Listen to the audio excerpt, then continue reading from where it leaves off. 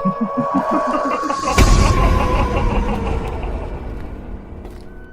ျုပ်ကတော့အနောက်ရိုးမှာတောကြီးတစ်ခုလုံးမှာမရဖူးတဲ့နေရာမရှိအောင်ခြေရာထက်ခဲ့တဲ့မုတ်ဆိုးကျော်ဇေယပဲဖြစ်တော်တယ်မုတ်ဆိုးဆိုလို့တောအရာမှာမွေးခဲ့တဲ့သူလို့တော့မထင်ကြပါနဲ့ရန်ကုန်မှာမွေးတဲ့ရန်ကုန်သားစစ်ပါဒါပေမဲ့အဖေဘက်ကအဘိုးဘွားတွေကအနောက်ရိုးမှာတောရဲ့တောင်ချီဒေသကမြစ်တာဆိုတဲ့ရွာမှာနေထိုင်ကြတဲ့သူတွေဆိုတော့ငယ်ငယ်ကလေးကနွေရာသီကျောင်းပိတ်ရဲဆိုရင်ဘိုးဘွားတွေရှိကြတဲ့မြစ်တာကိုပို့ထားကြတယ်ဗျကျုပ်ကလည်းအစော့တန်းတဲ့ကောင်ဆိုတော့အဖေနဲ့အမေကမျက်စိနောက်တက်တာရင်ပြီးရောဆိုပြီးနှွေရောက်တိုင်းရွာကိုပို့ထားကြပုံရတော့တယ်ခမည်းတော်ပဲစဉ်းစားကြည့်ဗျာရန်ကုန်သားလေးကျုပ်အတွက်ရွာမှာလဲစရာပက်စရာကလည်းမရှိစော့ဖို့အဖော်ပေါင်းတင်ကလည်းမရှိတော့ဘလောက်ထိပြင်းစရာကောင်းလိုက်မလဲဒါပေမဲ့ဒီရွာလေးဟာကျုပ်ရဲ့ဘဝကိုတောပြော်ကြီးတစ်ယောက်ဖြစ်လာဖို့ဖန်တီးပေးခဲ့တဲ့နေရာပါဒါတွေအားလုံးရဲ့အစကတော့ကျုပ်ရဲ့ဘာကြီးဘိုးပေတီးနဲ့ရိုးမာတော်တဲ့ကိုလိုက်သွားမိရာကနေစတင်ခဲ့တာပါနွေရာသီဦးရဲ့ပရဖူးပရနုလေးတွေကအင်ရှိကဗန္နာပင်ကြီးပေါ်မှာဖူပန်စပြုနေကြပြီဖြစ်ပြီးနွေရဲ့အလှပကိုနိုင်တဲ့အားလေးနဲ့ဖော်ကျူးပေးနေကြပါတယ်ရိုးမာဘက်ကတိုက်ခတ်လာတဲ့တောင်စင်းလေးကအညာဒေသရဲ့အပူချိန်ကိုတော့ကျော်ပါတော့အောင်မလုပ်နိုင်ခဲ့ဘူးဗျကျုပ်ကတော့မြစ်တာကိုရောက်တာတလားလောက်ရှိပြီဆိုတော့ရန်ကုန်ကိုလွမ်းနေခဲ့ပါပြီဒါပေမဲ့အဖေနဲ့အမေကကျောင်းဖွင့်ကာနီးလောက်မှပြန်လာခေါ်မှဆိုတော့ရွာမှာနောက်ထပ်2လလောက်အချိန်ထပ်ပြီးဖြုံးရပါဦးမယ်ရွာမှာကအဘိုးဘွားတွေဖြစ်ကြတဲ့ဘိုးပီတီနဲ့အဖွာဒေါ်ရင်များတို့နဲ့အတူနေရတာဆိုတော့အတော်ပြင်းစရာကောင်းပါတယ်ဘိုးပီတီကတော့ဒီနေ့တစ်ခွန်းမှမတိသူမရှိတဲ့မုတ်ဆိုးကြော်ကြီးတယောက်ဖြစ်ပြီးမနေ့ကနေအောင်ကြီးမပွန့်တပွန့်အချိန်လောက်ဆိုရင်တောပြက်ထွက်ပြီးညနေဆောင်မှအိမ်ပြန်ရောက်လာတာကြောင့်အိမ်မာကကျုံနဲ့အဖွာဒေါ်ရင်များတို့2ယောက်ပဲကြံခဲ့တာများပါတယ်ဘိုးပီတီကမုတ်ဆိုးပီပီစိတ်ချမ်းလူချမ်းနဲ့ဆိုတော့နည်းနည်းကြောက်ဖို့ကောင်းတယ်ထင်ရပေမဲ့ညဘက်ဒီမှာသူပြောပြတဲ့တော်တော်စွန်စားကန်းတွေကတော့အတော်လေးကိုနားထောင်လို့ကောင်းတာဗျကျုပ်လည်းဟိုတွေးဒီတွေးတွင်းနေတော့မှပဲအင်းရှိရွာလန်းစီကနေပြန်လာတဲ့ဘိုးပီတီကိုတွေးလိုက်ရတော့တယ်တောပြည်ရာကနေပြန်လာတဲ့ဘိုးပီတီရဲ့ပုံစံကထောင်ထောင်မောင်းမောင်းနဲ့တနက်ကြီးတစ်လက်ကိုလွယ်ထားခဲ့ပြီးသူ့ကိုကြည့်လိုက်ရင်နိုင်ငံခြားဓာတ်ရှင်ကားတွေကရန်ဘိုလိုအာနိုးလိုပဲဗျကျုပ်ကလည်းဘိုးပီတီရဲ့တော်တော်စွန်စားကန်းတွေကိုညတိုင်းနားထောင်နေရတာကတကြောင်ရွာမှာလည်းကစားဖို့အဖော်ကမရှိနဲ့ဆိုတော့သူနဲ့အတူဒေါ်တဲ့ကိုလိုက်ပြီးစွန်စားကန်းဖွင့်ကျင်မိပါတယ်ဒါကြောင့်နောက်နေ့တော့ပြက်ထွက်ရင်လိုက်ဖို့အတွက်အရေးစွန်ပြောဖို့ဆုံးဖြတ်ထားတော့တယ်ဗျဟောဘာကြီးတောင်ပြန်လာပြီကိုအချိန်တော်တော်လင့်နေပါရောလားဗျာဟုတ်တယ်ကွဒီနေ့ကျုံတော်ကြီးရှိုးဘက်မှာသမင်လိုက်ရဲနဲ့နောက်ကျသွားတာဒါနဲ့မင်းအဖွားရောဘဲသွားတော့လူလေးရအဖွားကတော့ရွာတဲ့ခဏသွားတဲ့ဘာကြီးဒါနဲ့ဘာကြီးကသမင်လိုက်တယ်သာပြောတာသမင်လည်းမပါပါလားဗျကွာရှိုးတဲ့ရောက်မှမျက်ခြေပြက်သွားလို့ဟေးအချိန်ကလည်းညနေစောင်းနေပြီဆိုတော့ငါလည်းဆက်မလိုက်တော့ပဲပြန်လာတာမနဲ့ဖြန်ကြမှာထက်သွားကြည့်အောင်မယ်ကျွန်တော်လည်းအိမ်မှာပြက်နေရတဲ့အတော်ပဲဘာကြီးမနဲ့ဖြန်ဘာကြီးတော့ပြစ်ထွက်ရင်လေကျွန်တော်ကိုခေါ်သွားပါလားနော်ကျွန်တော်လည်းတော်တဲ့တခါမှမရောက်ဘူးလို့လိုက်ချင်လို့ပါဘာကြီးကျွန်တော်ရဲ့စကားကြောင့်အိမ်မော်ကိုလှမ်းတက်နေတယ်ဘာကြီးရဲ့ခြေလက်တွေကအပေါက်ဝတ်မာတင်ရက်တန့်သွားတော့တယ်ပြီးတော့ကျုပ်ကိုတနာစရာတရဝါတကောင်လို့ကြည့်ပြီးတက်ပြင်းရှည်ကြီးတစ်ခုကိုချလိုက်ပါတယ်တော်တဲ့တောင်နဲ့ဆိုတာအင်မတန်အန်ဒီရများတဲ့နေရာကွာမင်းတို့ရန်ကုန်ကကစားခွန်များမှတ်နေလားမလိုက်ရဘူးဟကောင်မလိုက်ရဘူးဗျာဘာကြီးကတော့လုတ်ပြီးကျွန်တော်ကလေတနေ့ဘာကြီးတနက်ကြီးထမ်းပြီးတော်တဲ့သွားပြစ်တာကိုအားကြနေအားဗျလုတ်ပါဗျာတနေ့လောက်လိုက်ကြည့်ချင်လို့ပါနော်ဘာကြီးတော်တဲ့တောင်နဲ့ဆိုတာဂရိရဲ့လဲများသလိုလူကိုလှည့်စားတဲ့သဘောလေးရှိတယ်လူလေးရဲ့အခက်မသိရင်မုတ်ဆိုးကလည်းတားကောင်ဖြစ်သွားနိုင်တယ်ငါကမလိုက်နဲ့ဆိုမလိုက်ပါနဲ့ကွာဘာကြီးရလဲဗျာကျွန်တော်လိုက်ချင်လို့ပါဆိုမနေ့ပြန်ကျွန်တော်ခေါ်မသွားရင်လေဘာကြီးကိုကျွန်တော်မချစ်ဘဲနေရတော့မှာနော်ဟေးကောင်မင်းဘာသာချစ်ချင်းမချစ်ချင်းနေငါကတော့ခေါ်မသွားနိုင်ဘူးအိမ်မှာမင်းဘွားရဲ့ကြီးကိုကူညီပြီးတော့နေရဒါပဲဘိုးပီတီကဘူးဆိုရင်ဖျုံမသိတဲ့သူဆိုတာတီးထားတဲ့ကျုပ်လည်းအတော်လေးကိုစိတ်ညစ်သွားတော့တယ်ဗျာဒါပေမဲ့ဇီယာဆိုတဲ့ကျုပ်ကလည်းမလုံနဲ့ဆိုတဲ့အရာကိုမှလုံကြည့်ခြင်းနဲ့ကောင်းဆိုတော့မနှက်ပြန်ဘာကြီးနဲ့တောတဲ့ကိုလိုက်ရဖို့အကြံထုတ်နေခဲ့တော့တယ်ဘာကြီးကလည်းကွာတောတဲ့တရက်လောက်ခေါ်သွားရင်ရနေအောင်ကြီးခွန်ကြီးလုပ်ပြီးဈေးကင်နေသေးတယ်ဒီလောက်ဖြစ်နေရကွာခိုးလိုက်မယ်ကွာဒီလိုနဲ့နောက်တစ်နေ့မနက်မိုးတောက်တဲ့အချိန်ကိုရောက်တော့အရှိဘက်မိုးကုတ်စဝိုင်းစီမှာပြိုးပြနေအောင်လေးကစတင်ထွက်ပေါ်လာခဲ့ပါတယ် စိန်လန်းနဲ့တစ်ပင်နေကြတဲ့မှာထိုးထွက်လာတဲ့နေရောင်ကြီးကတွဲလဲခုန်နေတဲ့နှင်းရည်စက်လေးတွေကိုစိန်ပွင့်လေးတွေတစ်ဖွဲတောက်ပအောင်ဖန်တီးပေးနေတော့တာပါဝေဘေတီကတော့ထုံးစံတိုင်းမနဲ့မိုးလင်းလင်းခင်ကလေးကအဖွားချော်ပေးလိုက်တဲ့သမင်းကြော်ကိုစပြီးတနက်ကိုလွဲကတောထဲကိုထွက်သွားတော့တယ်ဗျဘာကြီးသွားပြီးတော့မရှိမနှောင်းမှာပဲကျုပ်လည်းမျက်နှာတော့မတစ်တော့ပဲအိမ်နောက်ဖေးကနေပတ်ပြီးဘာကြီးရဲ့နောက်ကိုလိုက်လာတော့တာပေါ့သူမသိအောင်ခိုးလိုက်ရတာဆိုတော့မလန်မကန်းကနေခိုးကြောင်ခိုးရနဲ့လိုက်လာရတာဗျဘာကြီးကမဟုတ်ဆိုတော့ခြေလန်းကျဲကြီးတွေနဲ့ရှောက်သွားလိုက်တာများတနေရာကနေတနေရာဆိုတာခဏလေးပါပဲဒီတော့ကျုပ်လည်းသူ့ကိုမိအောင်မနှဲလိုက်နေရတာပေါ့ဟိုးဘာကြီးကလည်းတက်တာကြည့်တာလမ်းသွားတာတော့မြန်ချက်ကတော့အပြေးသမားလောက်အောင်မိရတယ်ဟေးအဲ့ဒီအချိန်မှာပဲကျုပ်ဟာလမ်းလျှောက်ရတာကမောဒီကြတဲ့အိမ်ကထွက်ကလေးကဘာမှစားမလာရတာကြောင့်ဘိုက်ထဲမှာတကွေနဲ့အချက်ပေးနေခဲ့တော့တယ်အရေးထဲမှာဘိုက်ကစားလိုက်တာကွာအလို့မှန်သိရင်အိမ်မကလေးကထမင်းကြော်နေနေလောက်စားလာခဲ့ပါတယ်လိုက်လာမိပြီဆိုတော့မထူးတော့ပါဘူးဘာကြီးကိုမှီအောင်အမြန်ပြေးလိုက်မှာပဲဒီအထိရောက်လာပြီဆိုတော့သူလဲငါ့ကိုရွာတော့ပြန်မလွတ်တော့ပါဘူးလေဒီလုံးနဲ့ကြုံလဲချစ်လန်းနေကိုညာနေသမျှမြန်အောင်အချိန်တင်လိုက်ပြီးဆက်ထွက်လာခဲ့တော့တယ်ဗျတော့တဖြည်းဖြည်းနဲ့လာခဲ့ပြီးတစ်ပင်နေအုပ်ဆန်းဆန်းနဲ့နေပြောက်မထိုးတာကြောင့်အရာရာဟာအုံမိုင်းနေပါတယ်ရှင်ထဲမှာတော့အနေငယ်ကြောက်စိတ်ဝင်လာခဲ့ပေမဲ့အခုချိန်မှာရွာပြန်ရင်လဲတယောက်တည်းဘလို့မှအဆင်မပြေတာကြောင့်ပေါက်တဲ့နဖူးမထူးဆိုပြီးရှစ်ဆက်တိုးလာရတာပေါ့ဒီလိုနဲ့တဏီယာအရောက်မှာတော့ရှီရသွားနေတဲ့ဘိုးပီတီဟာမျက်စိရှိမှတင်ပျောက်ချင်းမလားပျောက်ကွယ်သွားတော့တယ်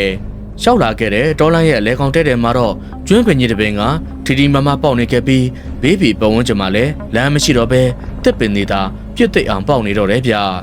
ကျုပ်လည်းဘာကြီးရောမတွေ့တော့ဘူးဆိုတော့လမ်းပြောက်သွားပြီးထင်ပြီးစိတ်ထဲမှာအတော်လေးလန့်သွားတယ်ဗျာဟာဘာကြီးရောမတွေ့ရတော့ဗလားသွားပြီငါတော့လမ်းပြောက်ပြီထင်တယ်ဘာကြီးဘာကြီးဘယ်မှာလဲဗျပြိုးဘာကြီးဘာကြီးကျွန်တော်စောင့်မအောင်ဗျကျုပ်လည်းစိတ်ထဲမှာရောက်ရက်ခတ်သွားခဲ့ပြီးဟိုတီလက်ပတ်ကြီးရှုနေရင်ခြေဥတရာရှောက်သွားနေမိပါတယ်တကယ်လို့ဘာကြီးနဲ့တာပြန်မတွေ့ခဲ့ရင်တော့ကျုပ်ရဘွားဟာဒေါ်ကောင်စားဖြစ်ပြီးကိစ္စတုံးရမယ်ဂိမ်းပြဒီလိုနဲ့ကြီးကန်တောင်မောက်ရှောက်ကြည့်နေရင်တဏှာကိုအရောက်မှာတော့တက်ပင်နောက်မှာပုံရှိုးနေတဲ့ဘိုးပီတီကိုပြန်တွေ့လိုက်ရတော့တယ်ဟေးကောင်မြောင်မှုလေမင်းဘသူ့ကိုလိုက်ရှာနေတာတော့ကွာဟာဘာကြီးအမလေးဗျာတော်သေးတာပေါ့ဘာကြီးကိုပြန်ရှာတွေ့လို့ဗျာအမေမင်းရပဲငါ့ကိုရှာတွေ့တယ်ဖြစ်ရသေးတယ်ဒီမှာဟေးကောင်ငါအိမ်ကထွက်လာပြီဆိုကြတဲ့ကမင်းနောက်ကလိုက်လာတယ်ဆိုတာသိတယ်ကွာဟာမင်းဘလောက်တက်တည်ရှိလဲဆိုတာသိချင်လို့အခုလိုစမ်းလိုက်တာဘယ်နဲ့လဲလူလေးအခုကြတော့လမ်းပြောင်နေတဲ့ခွေးပေါက်လေးနဲ့တူနေပါလို့လားကွာဟေးအာဗျာဘာကြီးရလဲကျုပ်လမ်းမပြောက်ပါဘူးဗျာကဲဘာကြီးဘလို့လဲကျုပ်ကိုခေါ်သွားမှာမလားမင်းဟာဒီအထိရောက်လာပြီဆိုတော့လဲမခေါ်လို့ရတော့မလားကွာခေါ်သွားရတော့မှာပဲနောက်မှငါလိုက်လာမိတာမှားပြီဆိုပြီးနောင်တမရနဲ့ကြလားဟုတ်ကဲ့ပါဘာကြီးရဲ့ဒါနဲ့ဟိုဟာလေကျွန်တော်အင်းရထွက်လာကြတဲ့ကဘာမှမစားရသေးဘူးဗျာအဲ့ဒါလေဘာကြီးစီမှာစားစရာလေးဘာလေးများမပါဘူးလားဟင်မင်းကတော့ဖြစ်ရမယ်ဘာကွာအပါကဲရော့ဒီမှာထမင်းတော့ဒါပေမဲ့မင်းမစားခင်ငါပြောစရာနည်းနည်းတော့ရှိတယ်ကွာဟုတ်ပြောပါဘာကြီးဒီလိုကွာငါတို့အခုတော်သွားပြစ်မဲ့ဂျုံတော်ကြီးရှို့ဆိုတာကအင်မတန်နေချမ်းနေကွာဒေါ်ရွန်အတွေ့အကြုံရှိတဲ့သူတွေတောင်တခါတလေမရှုမလားခံကြရတာအဲ့တော့သွားသတိစားသတိနဲ့နေမှာတော်ကားကြမယ်အဲ့တော့အခုချိန်ကစပြီးမင်းငါစကားကိုတသွေးမသိနားထောင်ရမယ်မဟုတ်လို့ကတော့ငါတို့နှစ်ယောက်လုံးဒုက္ခရောက်သွားမှာကွာအဲ့ဒါတော့စိတ်ချပါဗျာကျုပ်ဘာကြီးရဲ့စကားကိုသေချာနားထောင်ပါမယ်ဘာကြီးကအသက်မရှူနဲ့ဆိုရင်ကျုပ်အသက်တောင်မရှူဘူးဗျာဟုတ်ပြီလားအမတော်စကားတက်တဲ့ကောင်ကဲစားစရာရှိတာစားပြီးရင်ဆက်ပြီးတော့သွားကြမယ်ဒါနဲ့ကျုပ်လည်းဘာကြီးပေးတဲ့ထမင်းတုပ်လေးကိုယူပြီးဘိုက်ဆာနဲ့အားရပါရစားလိုက်ပါတော့တယ်ရှေ့ဆက်ပြီးဘလို့ခက်ခဲတွေအနောက်ရှက်တွေနဲ့ကြုံရမလဲမသိတာဆိုတော့အခုတည်းကဘိုက်ကဖြည့်ထားမှတော့ကကြမယ်ဗျာအဲ့ဒီနောက်မှာတော့ဘိုင်းနဲ့ကျုပ်လဲကြုံတော်ကြီးရှိုဘက်ကိုခီးဆက်လိုက်ရင်မွေးတဲ့အချိန်ကိုတောင်ရောက်ရှိသွားခဲ့ပါပြီဒီနေရာကနေစပြီးကျုပ်ရဲ့ဘဝကိုတစစ်ချိုးပြောင်းလဲသွားစေမယ်အဖြစ်တွေစတင်ခဲ့တာလို့ပြောနိုင်ပါတယ်ဘိုးပီတီကလမ်းမှာဒေါ်ကောင်တွေတွေ့ပေမဲ့မုတ်ဆိုးစည်းကံအတိုင်းမြင်သမျှအကောက်ကိုမပြစ်ပဲသူမနေ့ကလွတ်သွားခဲ့တဲ့တမင်ကြီးကိုသာလိုက်ရှာနေတော့တယ်ဗျာလမ်းတစ်လျှောက်လုံးဘိုးပီတီပြောပြတဲ့တော်ရုံးဥပဒေတွေဆောင်းရံတွေကဆယ်ကျော်သက်အရွယ်ကျွန်တော်အဖို့အထူးဆန်းနေကြီးပါပဲ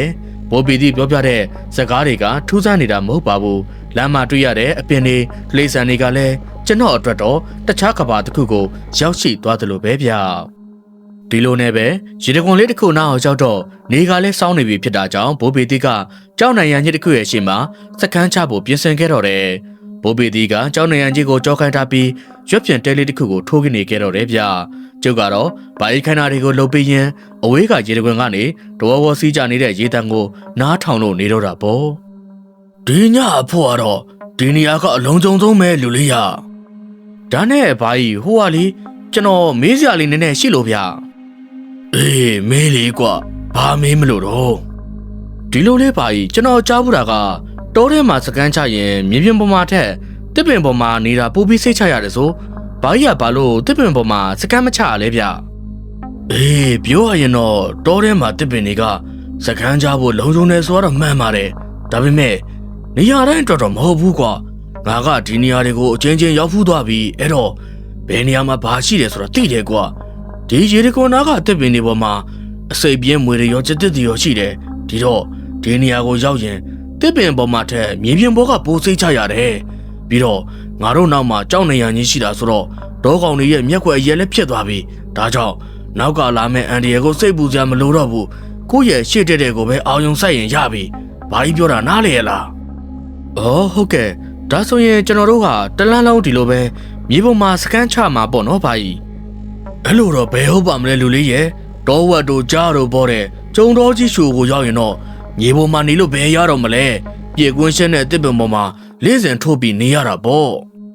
ကျုပ်လည်းဘာကြီးရဲ့မုတ်ဆိုးသဘောကိုစိတ်ထဲကနေချီကျူးလိုက်ပြီးအနောက်ရုံးမတောင်ကိုမေးတင်နေတဲ့နေလုံးကြီးကိုခဏလောက်ငင်းနေခဲ့ပါတယ်ကျိုးဘွားရဲ့တောတဲ့ကပထမဆုံးတော့ကြောက်စရာအတွေ့အကြုံတစ်ခုကအဲ့ဒီညမှာဖြစ်လာလိမ့်မယ်ဆိုတာကိုတော့သတိမထားမိခဲ့ဘူးပေါ့ဒီလိုနဲ့အနောက်ကောရာကျွန်းစီကိုနေလုံးကြီးပျောက်ကွယ်သွားခဲ့ပြီးမကြခင်မှာပဲမိုးချိုသွားတော့တယ်ဘာကြီးကရွက်ဖြန့်တဲ့ရဲ့ရှေ့မှာတောကောင်တွေမလာနိုင်အောင်မိဘုံကြီးတစ်ခုကိုဖိုးထားခဲ့တယ်ဗျာကျွန်တော်ကတော့တနေ့လုံးခီးပန်းထားတာကြောင့်စောစောစီပဲအိပ်ပျော်သွားခဲ့ပါတယ်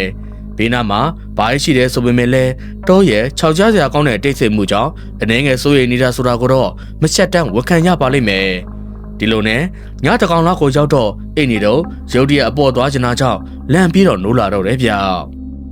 အာကွာဒီနေ့ညကျမှအသေးကလည်းပေါက်ချင်ရတယ်လို့ဘာကြီးကတော့ပြောပါတယ်ညအုပ်ပိုင်းကတည်းကပေါက်ထားပါလို့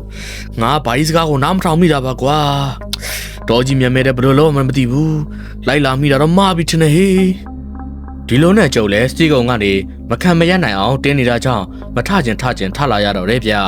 ဘေးနားကိုကြည့်လိုက်တော့တနက်ကိုလက်ကကိုင်းပြီးကင်းဆောင်လျက်သားနဲ့ငိုက်နေတဲ့ဘိုးပေတီကိုတွေ့လိုက်ရပါတယ်မထူးတော့ဘူးဆိုပြီးဘာကြီးပေတီကိုပဲအဖော်လိုက်ဖို့အပူကက်ရတော့တယ်ဗျာဘာကြီးလို့ဟေးလောကွာဘာတော့ဟာကောင်ရဟိုလေကျွန်တော်အပေါ်သွားကျွန်တော်ဗျာအဲ့ဒါလေအဲ့ဒါဘာကြီးအဖော်လိုက်ပြပါလားဟင်ဟေးကောင်မဖြစ်ဘူးကွာဒီအချိန်ကတောကောင်တွေနှုတ်ပြီးလှုပ်ရှားနေတဲ့အချိန်တို့ဒီနေရာနဲ့ခွာလို့မဖြစ်ဘူးမကြခင်မိုးလဲလင်းတော့မှာဆိုတော့မင်းခဏအောင်ထားပါအောင်ကွာဟင်အောင်ထားမလားဘာကြီးရဲ့မရတော့ဘူးထင်တယ်နော်ဘာကြီးအေးမင်းကတော့လှုပ်ပြီကွာဟေးကောင်မင်းမအောင်နိုင်တော့ရင်ဟိုနားကဝါးကြီးတောက်ထဲမှာပဲသွားပြီးပေါက်လိုက်ကွာကျုပ်လည်းဘာကြီးရဲ့စကားကြောင့်ရှုံးမဲ့ဖြစ်သွားခဲ့ပြီးစီးသွားချင်တာကိုချုပ်တီးရင်အသာငြိမ်နေလဲရပါတယ်ပတ်ဝန်းကျင်တစ်ခုလုံးကတော့ပရစ်အော်တန်ကလွဲပြီးဘာသမ်းမှကိုမကြဘူးဗျာဒီချိန်တယောက်တည်းထားသွားရင်လဲဘာကောင်းနဲ့တွေ့မလဲဆိုတာကိုမသိတာကြောင့်ရွက်ပြင်းတဲ့ကဝါးချီတောက်လေးကိုသာရှာဖွေနေခဲ့မိတော့တယ်ဈေးရဟက်ကောင်ဈေးရငင်းနေစမ်းဒိုတဲနာကိုပြောင်းတကောင်းလာနေတယ်ကွာငါသဘောရခံမဲမယ်ဆိုရင်အကောင်ကတော်တော်ကြီးမယ်ထင်တယ်တွေးကြပြီပေါ့ကွာကျုပ်လည်းဘာကြီးရဲ့စကားကြောင့်အသက်တောင်မချူရတော့ပဲအတန်လာရဘက်စီကိုနားဆွနေမိတော့တယ်ဗျာမကြခင်မှာပဲကျုပ်တို့ရဲ့တင်းနာကိုကတ်လာနေတဲ့နှာမုတ်တန်တချို့ကိုကြားလိုက်ရတော့တယ်ဘာကြီးကတော့နှလုံးပြူတနက်ကိုကြစ်ပအောင်ကန်လိုက်ပြီးအတန်လာရဘက်စီကိုထိုးချိန်ထားခဲ့တော့တယ်ဒီလိုနဲ့အတန်ကတဖြည်းဖြည်းနီးလာခဲ့ပြီးမကြခင်မှာပဲအမောင်ရိပ်ထဲကနေထွက်လာတဲ့မဲမဲအရေးတွေကိုမြင်လိုက်ရတော့တယ်ဗျာကြောက်စရာကောင်းတဲ့ပုံစံနဲ့တရေကြီးလေးကောင်ကခေါင်းတလားတစ်လုံးကိုဟိုဘက်ဒီဘက်ထမ်းပြီးတလန်ချင်းရှောက်လာနေတော့တာပါသူတို့ရဲ့ခန္ဓာကိုယ်တွေကသွေးမရှိသလိုဖြူဆွတ်ဖြစ်နေခဲ့ပြီးထမ်းလာတဲ့ကျွန်းခေါင်းကြီးကလည်း အတော်လေးမဲ့ပုံစံပဲဗျာကျုပ်လည်းကိုယ့်ရဲ့မျက်စိရှိမှမြင်လိုက်ရတဲ့မြင်ကွင်းကြောင့်လက်ပြလွတ်မတက်ကြောက်လန့်သွားပါတယ်အဲ့ဒီအချိန်မှာပဲခေါင်းထမ်းလာတဲ့တရေလေးကောင်တွေကတကောင်ကကျွန်တော်ရဲ့ဘက်ကိုဖြတ်ခနဲ့လှည့်ကြည့်လိုက်တယ်သူ့ရဲ့ခန္ဓာကိုယ်မှာလည်းဒဏ်ရာတန်ချက်တွေနဲ့ပြည့်နေခဲ့ပြီးအဲ့ဒီဒဏ်ရာတွေကနေလည်းသူတွေကလည်းအဆက်မပြတ်ထွက်နေတော့တာပါတရေကြီးကကျုပ်တို့ရဲ့ဘက်ကိုလှည့်ပြီးမျက်လုံးပြူးကြီးတွေနဲ့အချိန်တော်ကြာအောင်စိုက်ကြည့်နေတော့တာပါဟေးကောင်လေးဟေးဒီမှာကောင်လေးငါတို့နဲ့အတူလိုက်ခဲ့မလားအမလီတရေတွေဗျပိုင်ကြီးလှုပ်ပါအောင်ဗျာဟိုမှာတရေတွေကကျွန်တော်လာခေါ်နေပြီဗျအာဒီကောင်လေးကတော့အိမ်မုံစကွားနဲ့ဘာတွေချက်អော်နေရလဲဒိတ်တင်နေစမ်းပါစို့အာဟိုမှာလေးဘာကြီးရဲ့တရေတွေကခေါင်းကြီးထမ်းပြီးတော့ရှောက်သွားနေတာဗျ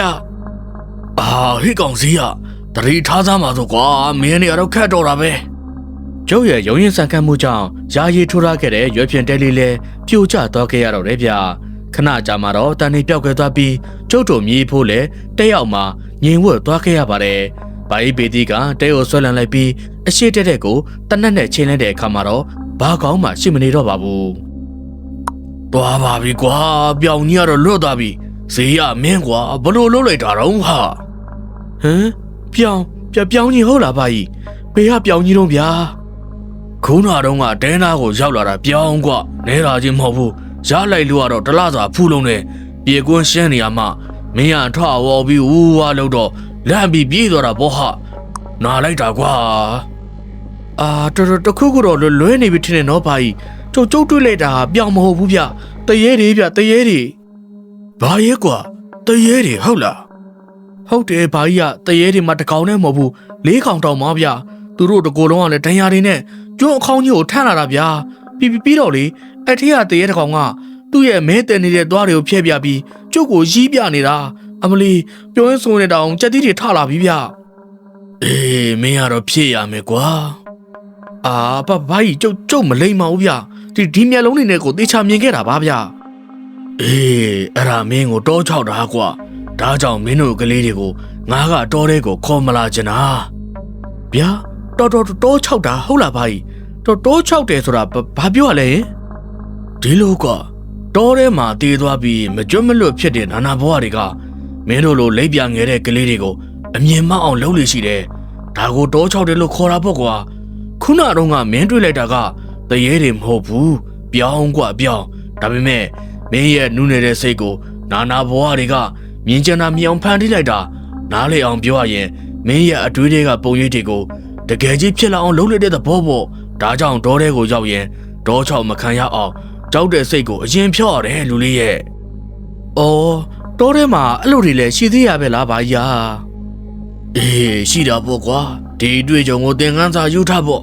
လောလောဆယ်တော့မင်းကြောင့်တောကောင်တကောင်တော့လွတ်သွားပြီငါတော့အင်ကိုလက်ဗလာနဲ့မပြန်နိုင်မှုဟောက်ကောင်ကြီးဒီလိုနဲ့အဲ့ဒီတညလုံးကျုပ်တို့မြေးဖို့လဲအိမ်မပြောတော့တာကြောင့်မိဘုံကိုထင်းနေအဆက်မပြတ်ထဲရင်မိုးလင်းမဲ့ချင်းကိုသာစောင့်နေရပါတော့တယ်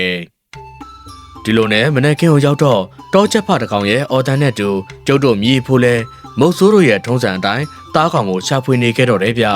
ဒါပေမဲ့တနေသာကုံသွားတယ်ဘာကောင်မှမရတာကြောင့်ကျုပ်လဲအတော်လေးကိုစိတ်ညစ်ခဲ့ရတော့တယ်ဒီနေ့ကျမှထူးဆန်းဆန်းတောကြီးတစ်ခုလုံးကတိတ်ဆိတ်ငြိမ်သက်နေပြီးတောကောင်တွေများတောပြောင်းသွားပြီလို့တောင်ထင်ရတယ်ဗျကျုပ်ကတော့ကလေးပီပီပင်ပန်းနေပြီဆိုတော့အိမ်ကိုပြန်ကျင်ခဲ့ပေမဲ့ဘိုးပေတီကတော့တောကောင်မရမချင်းအိမ်မပြန်ဖို့အထိဆုံးဖြတ်ထားဖို့ရပါတယ်ဒီလိုနဲ့ကျုံတော်ကြီးရှိုတဲ့ကိုရောက်လာခဲ့တဲ့အချိန်မှာညနေဆောင်နေပြီဆိုပေမဲ့တောရိပ်တောင်ရိပ်ကြောင့်အမောင်တို့ကအလျင်အမြန်ကြီးစိုးနေတော့တယ်ဗျတနေရာကိုရောက်တော့ဘာကြီးကမုတ်ဆိုးဒူးထောက်ထိုင်ချလိုက်ပြီးနှာခေါင်းတစ်ချုံချုံနဲ့မြေကြီးကိုလက်နဲ့စမ်းနေတော့တယ်မြေပြင်မှာတော့သွေးစာတွေပင်နေတဲ့ဆွေကြောင်းကြီးတစ်ခုကိုတွေ့ကြရပြီးဆွေကြောင်းကြီးဟာရှိုတဲကိုဆင်းသွားပုံရတယ်ဗျကဲဇီယာကြီးအခုကနေစပြီးတတိကြီးကြီးသာထားပြီတော့ကွာဘလို့ရဲ့ဘာကြီးဘာတွေထူးလို့လဲဘာကြီးရဲ့အေးငါတို့နီးနားမှာဟင်းမျိုးကြီးတစ်ကောင်တော့ရှိနေပြီကွာဒီမှာတွေ့လားဒီဆွေကြောင်းကြီးကိုကြည့်ရင်ဒီကောင်ကြီးသားကောင်ကိုရှိုတဲကိုဆွဲသွားတာဖြစ်မယ်ငါသဘောရပြောရရင်တော့ဟိုတနေ့ကလွတ်သွားတဲ့ပြောင်ကြီးကိုဒီကောင်ကြီးစားလိုက်ပြီထင်တယ်။အော်ဟုတ်ကဲ့ပါကြီးဒါနဲ့လေဟင်းမျိုးကြီးဆိုတာဘာကောင်လဲဗျ။ဟင်းမျိုးကြီးဆိုတာကကြားကိုပြောတာလူလေးရဲ့တောထဲမှာတော့သူ့ကိုကြားလို့မခေါ်ဘူး ဟင်းမျိုးကြီးလိုပဲခေါ်ရတယ်ဟမ်ကြာဟုတ်လားဒါဆိုရင်ကျွန်တော်တို့တွေဘာဆက်လုပ်ကြမလဲဘာကြီးအေးမောင်လဲမောင်ပြီဆိုတော့စကန်းချတာပေါ့ကွာဒီညတော့မြေပြင်မှာနေလို့မရတော့ဘူးဒေါ်နာမှာအန်ဒီရကောင်ရှိနေပြီဆိုတော့တစ်ပင်ခမ်းမြင့်မြင့်မှာလင်းစင်ထိုးပြီးနေရလိမ့်မယ်ကွာကဲအရန်မမောင်ခင်လုံးစရာရှိတာလေးတွေအမြန်လုံးကြရအောင်အဲ့ဒီနေ့ညဟာဘိုးပေတီပေါ်မှာကျုပ်ရဲ့လေးစားသိတ်တွေတစ်ဖိတ်ဖိတ်ဖြစ်ပေါ်လာမဲ့ညဖြစ်ပြီးသူ့ရဲ့မုတ်ဆိုးအတက်ပညာကိုလည်းလက်ဆင့်ကမ်းဖို့ဆုံးဖြတ်ခဲ့တဲ့ညပြဒီလိုနဲ့ဘိုးပေတီဟာအနီးနားက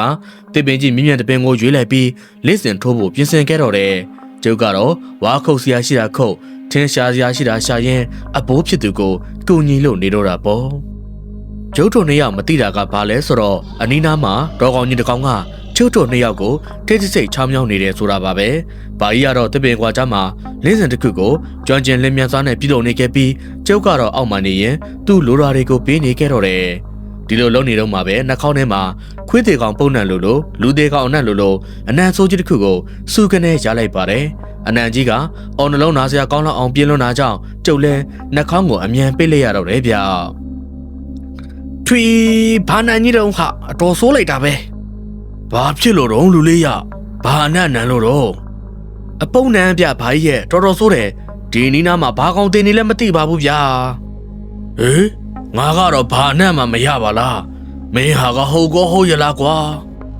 ကျုပ်တို့မြေးဖို့လဲအနံ့ရတယ်မရဘူးညင်းခုန်နေကြတော့မှပဲခလန်းလန်းစီကနေခြေတန်းတစ်ခုကိုကြားလိုက်ရတော့တယ်ဗျာအချိန်ကလည်းညီကုံမသိတချင်းဆိုတော့အရာရာဟာမှုံကြီးဝေဝါနေခဲ့တာပါအဲ့ဒါနဲ့ကျုပ်လည်းအတန်လာရဘက်စီကိုလှမ်းကြည့်လိုက်တဲ့အခါမှာတော့မြေကိုးတွေကြားထဲမှာတလုံးလုံးနဲ့လာနေတဲ့ဖုန်ကြီးတစ်ပါးကိုမြင်လိုက်ရတော့တယ်ဗျအမလီရေးစားလိုက်တာကွယ်ရေးစားလိုက်တာဦးစင်းကိုခြေလေးနည်းနည်းလောက်ပါရင်တိုက်ကြပါဒေးချာကြည့်လိုက်တဲ့အခါမှာတော့ဦးစင်းကြီးကအသက်အရွယ်တော်လေးကြီးရနေပြီဖြစ်ပြီးဒဏ်ရာရထားပုံပေါ်တယ်ဗျခြေထောက်ကထောနဲ့ဖြစ်နေပြီးရေးစားနေတာကြောင့်အားလဲနဲနေတယ်ထင်ပါတယ်ဘာကြီးဟိုမှာဖုန်ကြီးတစ်ပါးလားရေးစားနေတဲ့ထင်နေတနာပါတယ်ဗျာကျုပ်တို့စီခဏခေါ်ပြီးရေလေးနည်းနည်းလောက်တိုက်လိုက်ရမလားဟေးကောင်ဘယ်မဲ့လဲကွာဖုန်ကြီးကဘာဖုန်ကြီးမှမတွေ့ပါဘူးကွာဟောဘာကြီးကလည်းမျက်လုံးမှုံနေပြီထင်နေဟိုမှာလေးဗျာအကူကြီးတောင်းတယ်မမြင်ဘူးလားကျုပ်ကလည်းဘာကြီးကိုပြောရင်ဦးစင်းကိုလှမ်းကြည့်လိုက်တဲ့အခါမှာဦးစင်းကကျုပ်တို့ကိုကြောက်နေပုံရပြီးရှစ်ဆန်မတိုးပဲမတက်ရက်နေတော့တယ်ဗျာအဲ့ဒီချင်းကျုပ်ရဲ့စိတ်ထဲမှာအညို့ခံလိုက်ရတယ်လို့ဖြစ်သွားခဲ့ပြီးဦးစင်းရဲ့အနားကိုတိုးသွားမိတော့တယ်အရှင်ဖေဒီကိုကြွပါဖေတပည့်တော်စီမှာရေးပါပါတယ်ရှင်ဖေဦးစင်းရေးအရန်စားလို့ပါရေးနည်းနည်းလောက်တိုက်ပါတကားလေးရဲ့ဟေးကောင်စေးရရှေ့ကိုတိုးမသွားနဲ့ဟေးကောင်မသွားနဲ့အဲ့ဒါဖုန်ကြီးမဟုတ်ဘူးနောက်ကိုဆုပ်လိုက်နောက်ကိုဆုပ်ဘာကြီးကလည်းမြင်းနေရတာကြီးကိုဖုန်ကြီးပါဗျဖုန်ကြီးအစ်စ်ကြီးပါမုတ်ဆိုးဆိုရင်အလူဒါနာလေးတော့ကြုံကြိုက်တုံးလေးလုံးမပေါ်ဘာကြီးဒီကောင်တော့ခတ်တော်တာပဲကွာဟေးကောင်နောက်ကိုအမြန်ဆုပ်လိုက်စမ်းကျုပ်လည်းကြောင်ကြောက်ကြားတွေဖြစ်နေတဲ့ဘိုးဘေးတီကိုကြည်ရင်နားမလည်နိုင်အောင်ဖြစ်သွားခဲ့ကသူပြောတာတွေကိုစက်နားမထောင်တော့ပဲဦးစင်းကြီးကိုအကူအညီပေးဖို့ဆက်လျှောက်လာခဲ့တော့တယ်ငါဘာကြီးတယောက်ကတော့ဘာတွေဖြစ်နေလဲမသိပါဘူးဒုက္ခရောက်နေတဲ့ဖုန်းကြီးကိုတွေ့ရတဲ့နဲ့မကူညီရင်ဘယ်ကောက်မလဲကဲဒီမှာခဏနားပါအောင်ဦးစင်းတောက်ဖို့ရေတပည့်တော်သွားယူပြီးပြန်လာခဲ့ပါမယ်ရှင်ဖေအေးကောင်းတာပေါ့တကားလေးရဲ့သိပြေတော့ကောင်းတာပေါ့အဲ့ဒီအချိန်မှာပဲကျုပ်ရဲ့ရှေ့မှာရှိနေတဲ့ဦးစင်းရဲ့ပုံစံကစာလောင်နေတဲ့တရဝါဆိုးတစ်ကောင်ရဲ့ပုံစံဖြစ်ကိုပြောင်းလဲသွားခဲ့ပြီးသူ့ရဲ့လက်ကလည်းလက်သေးကြီးတွေရှေ့ထွက်လာတော့တယ်အဲ့ဒီလက်သေးကြီးတွေနဲ့ကျုပ်ကိုတိုက်ခိုက်ဖို့လုပ်တဲ့အချိန်မှာရုတ်တရက်ဆိုသလိုတနက်တန်ထွက်ပေါ်လာပြီးဘိုးပေတီးရဲ့ကြီးစံကဦးစင်းရဲ့နှစ်ဖူးတဲ့ကိုဖောက်ထွက်သွားတော့တယ်ဗျဦးစင်းကြီးစီကနေဂျာဟင်တန်ကြီးထွက်ပေါ်လာခဲ့ပြီးဦးစင်းဟာနောက်ကိုပက်လက်လန်လဲကျသွားတော့တယ်ဗျ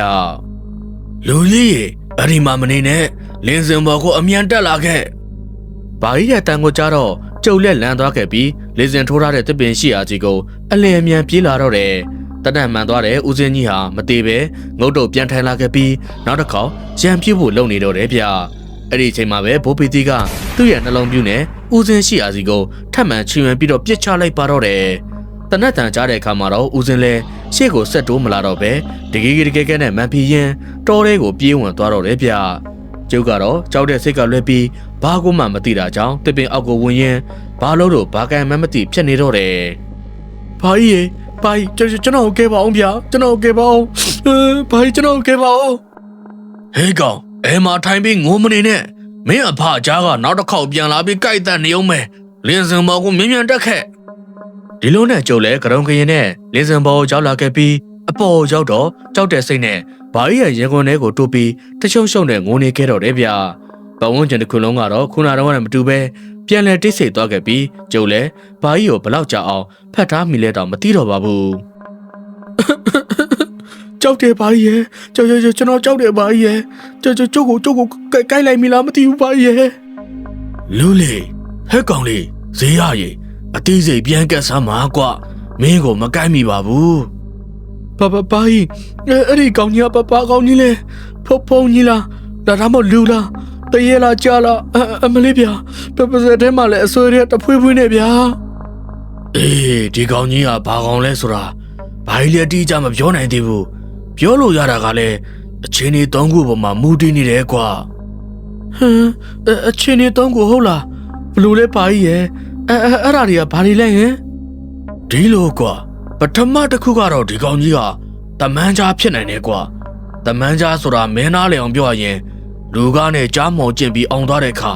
မောင်ဝတမန်ကြားဖြစ်သွားတာကိုပြောတာဒုတိယတစ်ခုကတမန်ကြားတွေက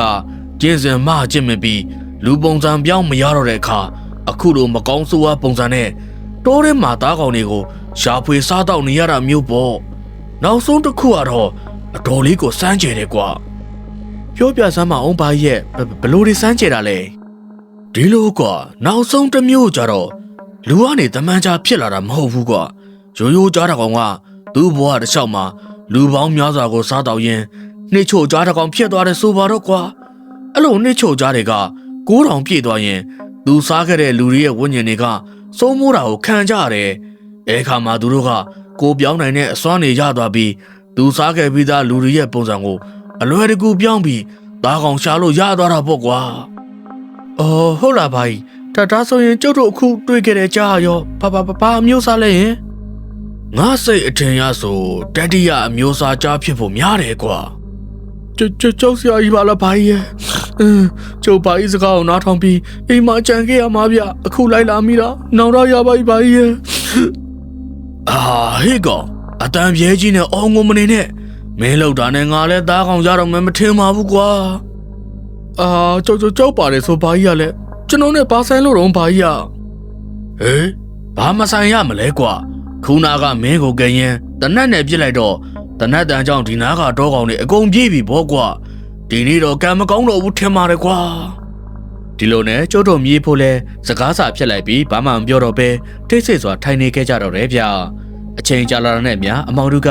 တဖြည်းဖြည်းကြီးစိုးလာခဲ့ပြီးညအုံပိုင်းတုန်းကကြားခဲ့ရတဲ့ကြီးဟောက်တန်တွေမြောက်အော်တန်တွေလည်းမကြားရတော့ပါဘူးစံကားစာလာချမ်းကွယ်လေးကအနောက်ရိုးမှာတော်ကြီးတဲ့ကိုမပြပြင်းဝိုးတော်ဝါအလင်းရောင်တွေကစောင့်ကျင်းပေးနေတော့တာပေါ့ဘာကြီးကတော့တနေ့ကုန်ပြင်ပန်းထားတာကြောင့်လင်းစင်ဘောကတစ်ကန်းတစ်ခုကိုမြင်ရင်ငိုင်မြဲနေတော့တယ်ဗျာငိုင်မြဲနေတဲ့ဆိုပေမဲ့တရေကတော့တစ်ချက်မှမလွတ်သွားပဲချွတ်ခနဲ့အတန်ကြတာနဲ့တနတ်မောင်းကိုအသင့်ပြင်ထားပြီးသားပါပဲကျုပ်ကတော့စောနာကဖြစ်ပျက်သေးကြောင်းဒီညတော့အိတ်နိုင်မယ်မထင်တော့ပါဘူးတိတ်မကြခင်မှာပဲတောထဲကနေလူအုပ်ကြီးတစုရဲ့တဝေးဝေးအော်တန်ကြီးကိုဘာကြီးရောကျုပ်ပါကြားလိုက်ရတယ်ဗျာ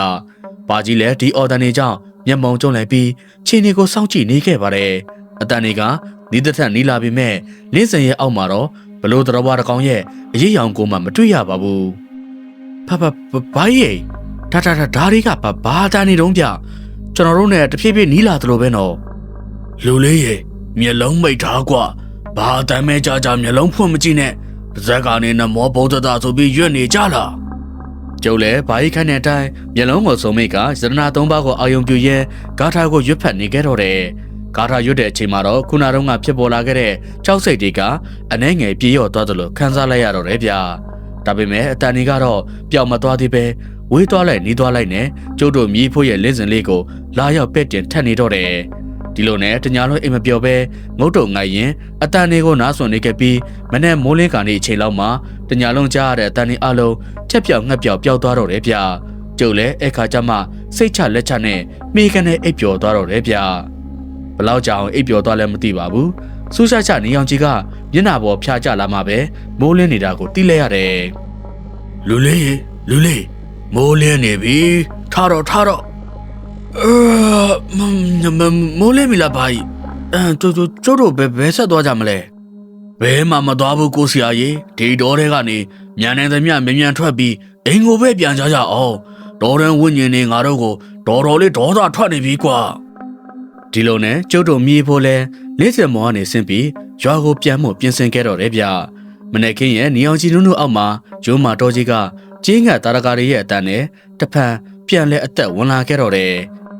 မြေဖို့နေအောင်လဲလမ်းတစ်လျှောက်လုံးဘာစကားမှမပြောပြကြပဲတိတ်ဆိတ်စွာနေခဲ့ကြပါတယ်ပုံမှန်ဆိုဒီချိန်ဆိုရင်ဗိုက်စာတက်တဲ့ကျုပ်လဲညတော့ကကြုံခဲ့ရတဲ့ဖြစ်ပျက်တွေကြောင့်အခုချိန်မှာဗိုက်စာဖို့တောင်မေ့နေတော့တယ်ဗျဒေါ်လန်ပေးမှာပေါက်နေတဲ့တစ်ပုတ်ပင်ကြီးကိုငင်းမောကြည့်ရင်တနေရာကိုအရောက်မှာတော့ဘိုးဘေးတီးရဲ့ခြေလမ်းတွေကရုတ်တရက်ရက်တန့်သွားတော့တယ်ဘာကြီးရဲ့မျက်လုံးတွေကကြောက်ဆောင်ကွဲမှရှိနေတဲ့အရာတစ်ခုကိုစူဆိုင်ပြီးကြည့်နေတာကြောင့်ကျုပ်လဲသိကျင်ဆုံးနဲ့လှမ်းပြီးတော့အကဲခတ်လိုက်တော့တယ်ဗျအဲ့ဒီအချိန်မှာမြင်တွေ့လိုက်ရတာကခေါင်းမှာကြည်စံမှန်တဲ့ဒဏ်ရာနဲ့တေးဆုံးနေတဲ့ကြာကြီးတစ်ကောင်ပဲဖြစ်ပါတယ်ကြာကြီးရဲ့ရွယ်စားက9တောင်လောက်ကြီးမှပြီးကျုပ်ရဲ့ဘဝမှာဒီလောက်ကြီးတဲ့အကြောင်းမျိုးကိုတခါမှမမြင်ဘူးခဲ့ပါဘူးမနေ့ညကငါတို့ကိုဒုက္ခပေးတဲ့ကောင်ကြီးကလက်စတတ်တော့ဒီကိုရောက်နေတာကိုကွာဂန်မင်းအခုတော့ဘာတတ်နိုင်သေးလဲ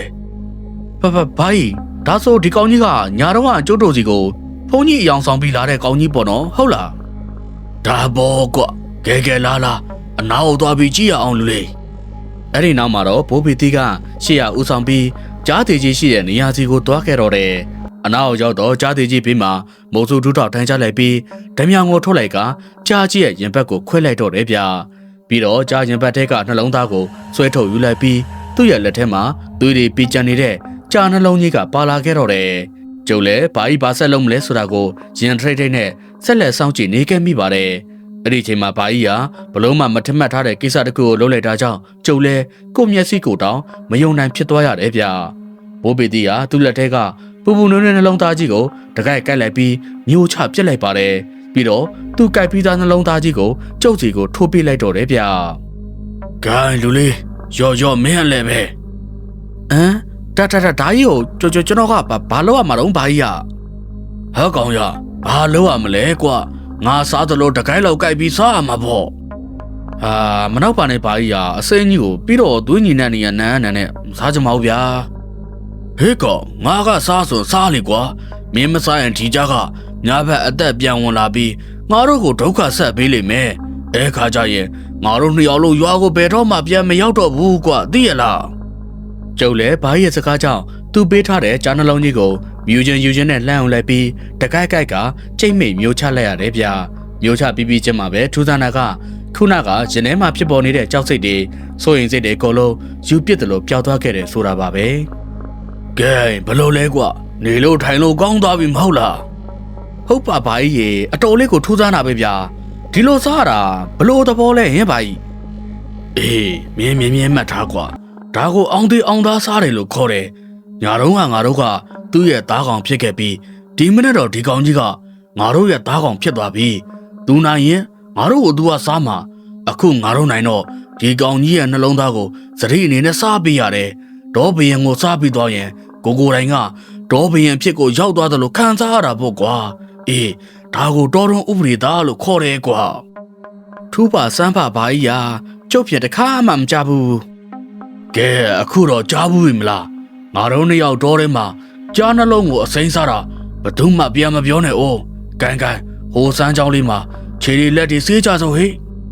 အဲ့ဒီအချိန်ကစပြီးကျုပ်ရဲ့စိတ်ထဲမှာတော်တွန်းရဲ့ဘရင်မုတ်ဆိုးကြီးဘွားကိုအတော်လေးနှစ်ချိုက်သွားခဲ့တယ်လို့ပြောရလိမ့်မယ်ဗျာစွန်စားကန်ရဲ့အလဲပြောင်းတစ်ခုမှာအခက်မသိရင်မုတ်ဆိုးကလည်းတားကောင်ဖြစ်သွားနိုင်တယ်ဆိုတာကိုအခုအတွေ့အကြုံကအများကြီးပြောပြပေးခဲ့တော့တယ်ဘိုးဘေတီကတော့စမ်းကြောင်းလေးထဲမှာဘလုတ်ချင်းမျက်နှာတက်လုံနေတော့ကျုပ်ကတော့ဟိုတွေးတီတွေးနေခဲ့တာပေါ့လိုတွင်းနေတော့မှပဲစမ်းကြောင်းသားကကြောက်ဆောင်ကြားမှာအဝါရောင်တင်ကားစာပတ်ထားတဲ့အရာတစ်ခုကိုတွေးလိုက်ရတော့တယ်အဲ့ဒါနဲ့ဘာကြီးကိုခေါ်ပြီးအနားကိုသွားကြည့်တဲ့အခါမှာဆွေးမြေ့တဲ့တင်ကားစာပတ်ထားတဲ့လူရိုးစုတစုဖြစ်နေတယ်ဆိုတာကိုတွေးလိုက်ရတော့တယ်ဗျာသေဆုံးထားတာကြားပြီးဖြစ်တာကြောင့်အကျိုးစုကဒေါ်ကောင်တွေဟိုဆွဲတီဆွဲလှုပ်ထားတဲ့အတွက်ရုပ်တောင်ပြက်နေခဲ့ပါပြီ